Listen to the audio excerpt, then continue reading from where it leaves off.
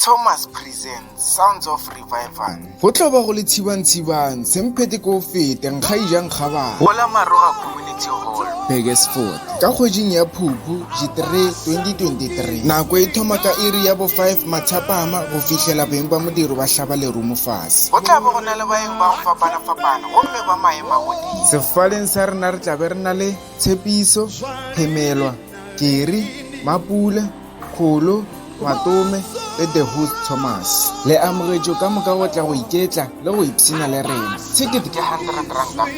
o se šalele morago tla o tlo iponela gomme le o humana tlhohleletšo le tsebo ka tša mmino. Thomas presents Sounds of Revival.